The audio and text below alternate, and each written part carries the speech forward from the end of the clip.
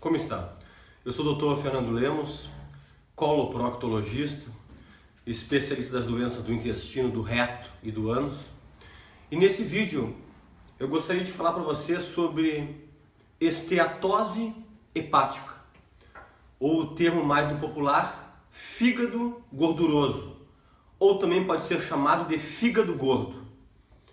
Talvez você que está me assistindo está perguntando desde já o que o Dr. Fernando, coloproctologista, especialista de intestino, sabe de fígado e por que ele vai falar nesse assunto.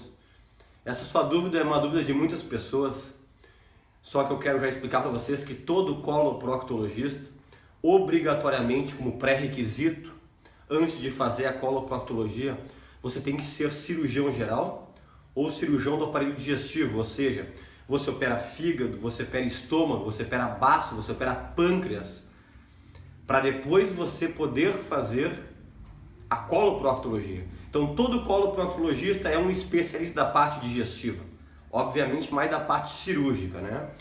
Só que como chega muitos pacientes para mim com sintomas que muitas vezes se confundem com sintomas de intestino, e eu acabo diagnosticando a esteatose hepática, o fígado gorduroso, e muitos pacientes chegam encaminhados de outros médicos, aí nós acabamos tendo que diagnosticar ou até mesmo tratar pacientes com esta queixa. E o que é a esteatose hepática? Um conceito simples, porque essa pequena aula aqui vai ser apenas pinceladas de um assunto que é muito extenso. Esteatose hepática nada mais é do que gordura dentro das células do fígado, que são chamados de hepatócitos. Existe uma média mais ou menos de 10% de gordura entremeada nas células do fígado. Quando esses 10% é ultrapassado, aí a pessoa já tem algum grau de esteatose hepática. Já de início eu gostaria de dizer que existe a esteatose grau 1, a grau 2 e a grau 3. Do grau leve, moderado e até o acentuado. Que queixas geralmente os pacientes que chegam a mim, eu acabo diagnosticando a esteatose hepática, chegam dizendo assim: doutor, eu tenho muitos gases e eu noto que esses gases se localizam principalmente do meu lado direito. Outras pessoas dizem: eu estou com um desconforto, um peso no meu lado direito, embaixo das minhas costelas do lado direito. Outras pessoas dizem: eu estou com a minha digestão muito lenta. Ou outros usam um termo mais coloquial: a minha digestão está pesada, tudo que eu como parece que pesa. Outras pessoas referem que estão com náuseas, com ânsia de vômitos com frequência depois que se alimentam. Como eu também já gostaria de dizer que muitas pessoas têm esteatose hepática, principalmente o grau leve, que é diagnosticado em algum exame de imagem, que logo nós falaremos, e não tem sintomas nenhum. Então tem muitas pessoas que nem imaginam que tem esteatose hepática e acabam tendo. De antemão, eu gostaria de dizer quais são as causas mais comuns da esteatose hepática. De longe, as mais comuns são essas primeiras que eu vou citar. Primeiro, pessoa que ingere muita bebida de álcool. É uma grande causa para aumentar a gordura nas células do fígado. Segundo, obesidade, que é o mal do século. Quase todas as pessoas estão sobrepeso, algumas estão obesas e outras estão obesa mórbida. É um excesso de gordura em todo o corpo generalizado, inclusive e principalmente no fígado. Sedentarismo. A maior parte das pessoas hoje em dia não se exercita, não se movimenta. E isso aí é observado também nas crianças, nos adolescentes que antes brincavam em pátios, brincavam nas ruas, hoje estão presas dentro de casas, dentro de apartamentos, mexendo em computador, mexendo em tablet, em redes sociais. Independente de às vezes você me dizer, os pais me dizem: mas doutor, é muito perigoso. Pois é, mas nós temos que ver uma outra alternativa. Outra grande causa é a péssima alimentação.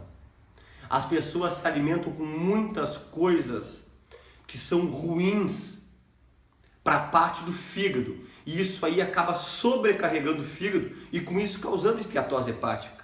Eu cito de antemão, logo nós vamos citar mais, lanches, o famoso hambúrguer, o cachorro-quente, o X, como você queira chamar, né? Muito produto industrializado, muita fritura, muito embutido que tem muita gordura, né? Isso aí eu tenho observado esteatose hepática que nunca antes nós observávamos na última década ou nas últimas 2 décadas.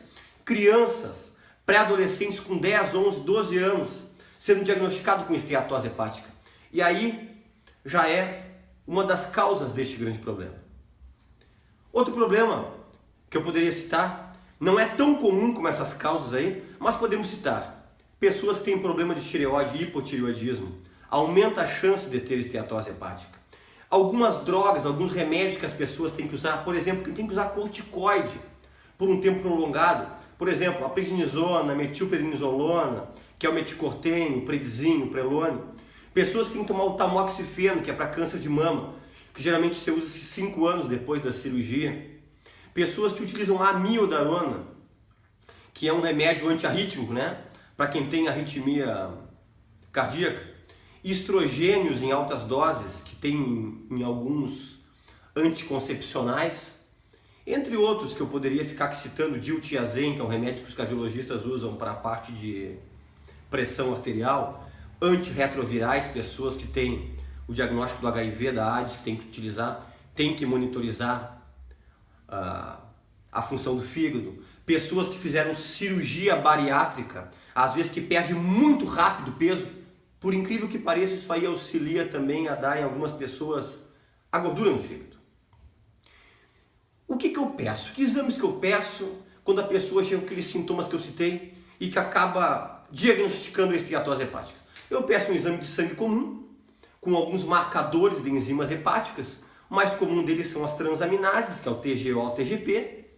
Peço a gama-GT, peço as bilirrubinas, peço a albumina, que é uma proteína que tem muita relação com o fígado. Eu peço TP, que é o tempo de protrombina, que na verdade é um fator de coagulação, e são fatores de coagulação que são produzidos pelo fígado, e quando o fígado está deficiente ou está doente, esse TP baixa. Eu sempre peço também a amilase, que é para poder avaliar o pâncreas. E eu peço um exame simples, que é a ecografia ou ultrassom, que é a mesma coisa, só a terminologia que muda, de abdômen superior, que é ali, nessa ecografia, que vai demonstrar o grau da esteatose. O grau que está, grau 1, grau 2 ou grau 3. Dependendo do grau, às vezes eu tenho que pedir um exame um pouco mais apurado, uma tomografia, ou uma ressonância magnética, que vê muito bem se tem algum tipo de lesão um pouco mais acentuado no fígado. E em alguns casos, quando passa da esteatose de 2º para 3º grau, às vezes nós temos que pedir uma biópsia de fígado guiado por tomografia. Faz uma tomografia, entra-se com uma agulha e tira alguns pedacinhos para poder avaliar mais precisamente, com mais detalhamento, essa esteatose hepática avançada ou que não está cedendo, sendo analisado tanto pelos exames de imagem como por laboratório. Por que tratar a esteatose hepática? Por que eu sempre, quando tenho uma esteatose hepática, mesmo em grau 1, eu gosto de dizer para os pacientes, tem que ser tratado?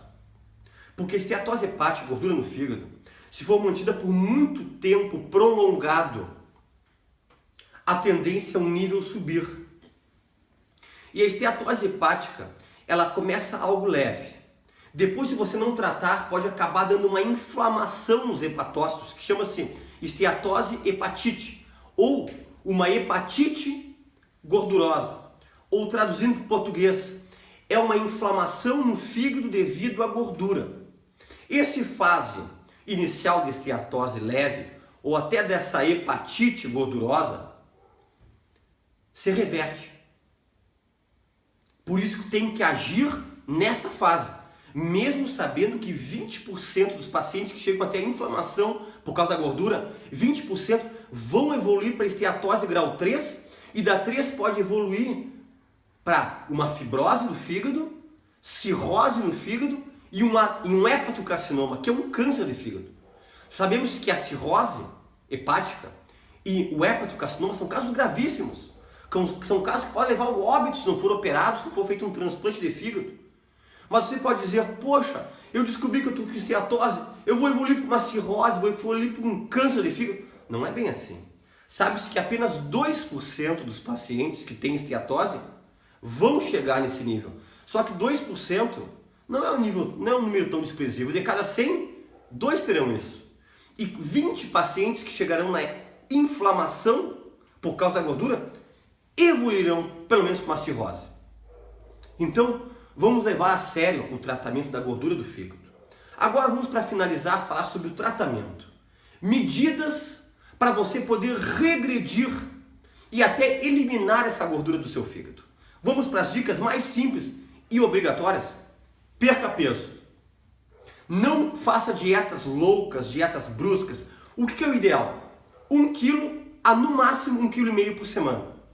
Perder peso de forma muito grande, muito abrupta, não é bom para o fígado, não.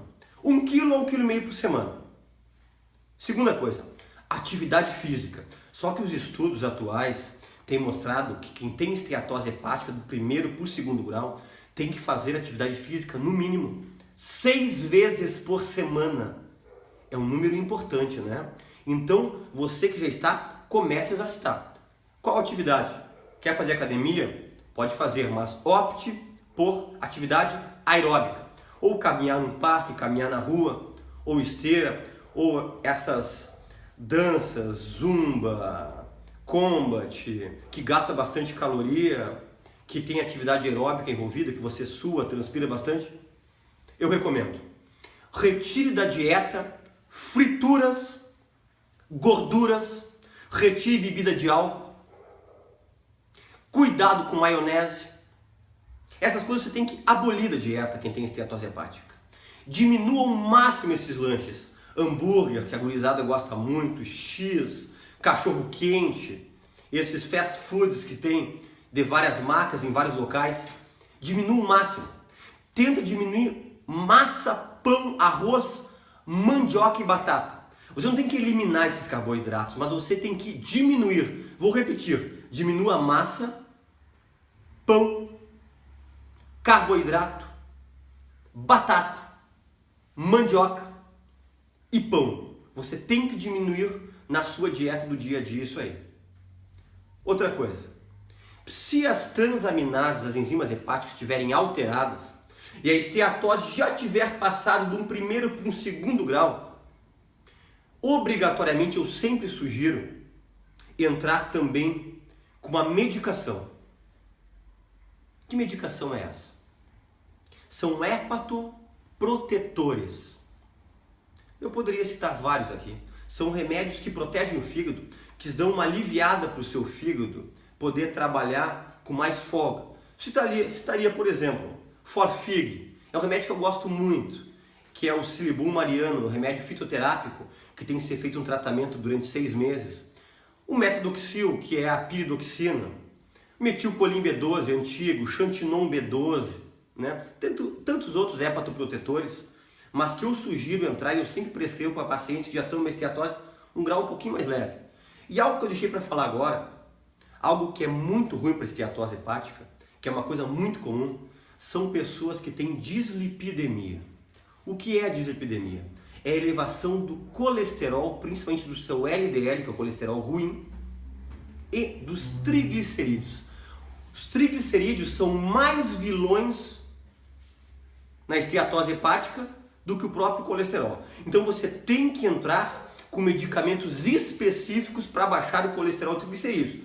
Porém, cuidado, se os seus níveis enzimáticos do fígado estiver muito elevado, existem alguns remédios para o colesterol, principalmente as estatinas, eu cito a muito comum simvastatina, que pode prejudicar e piorar essa situação. Então o seu médico, seu especialista vai saber dar um remédio que vai ajudar a controlar essas taxas de gordura no seu sangue com medicamentos que não vão afetar ou piorar mais ainda o funcionamento do seu fígado. E eu gostaria de agradecer a sua atenção e até um próximo vídeo.